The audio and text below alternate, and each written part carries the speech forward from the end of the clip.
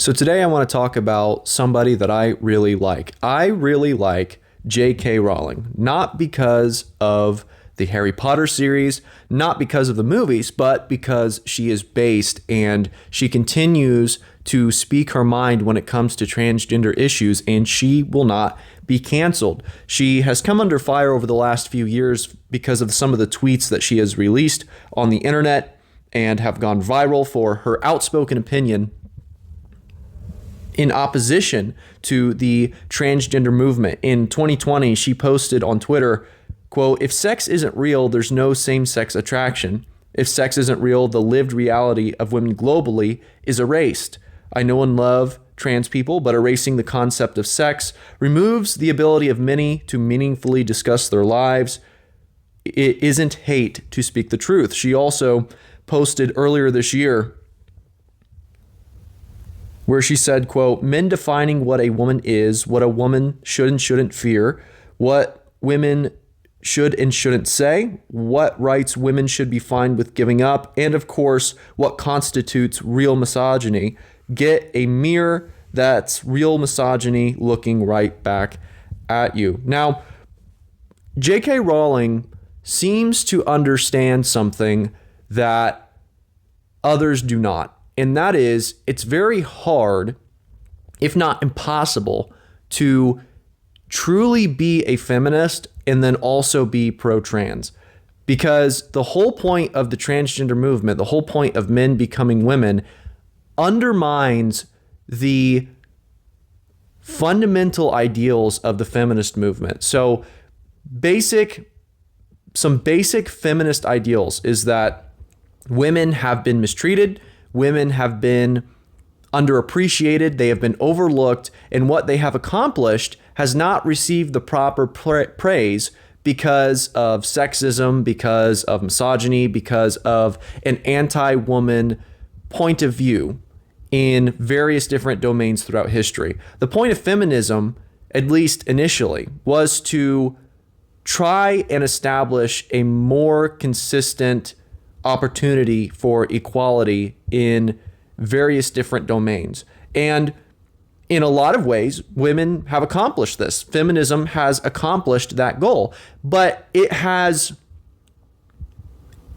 immediately been undermined by the uprising of the transgender movement, where you take the domains that women have seen success in, and then now they're allowing men into those domains to undermine the success of real women. And I've spoken about this before, and you can see it happening in our culture. People like Leah Thomas, who transitioned into a woman or now identifies as a woman and dominates women's swimming. You see this with Dylan Mulvaney receiving just a ton of money and a bunch of recognition on behalf of very popular brands throughout America. Those spots and that success should go to a biological woman, should go to a real woman. And that's really what J.K. Rowling is trying to say. And think about it this way. So she became very successful in the late 90s, early 2000s. That's when she was releasing the Harry Potter books. And she has established herself as the most successful writer of the 21st century, one of the top 10 most successful writers in all of human history. And she has put herself in a position where a lot of young women, a lot of young girls can look up to her and say, I can accomplish that as well. I can do what J.K. Rowling has done. I can have success as a woman.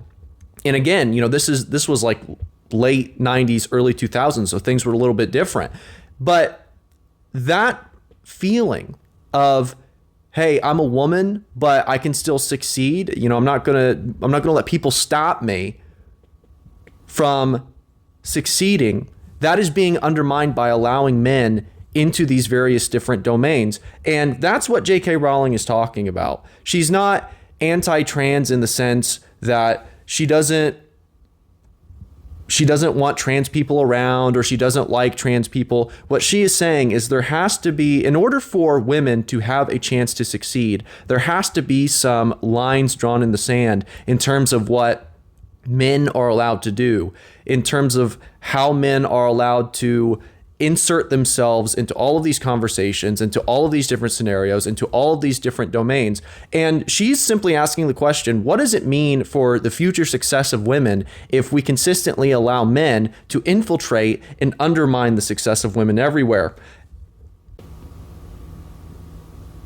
And this is really the benefit. She is beyond rich, just immensely wealthy. So she can kind of weave through all of the canceling. You can't cancel J.K. Rowling.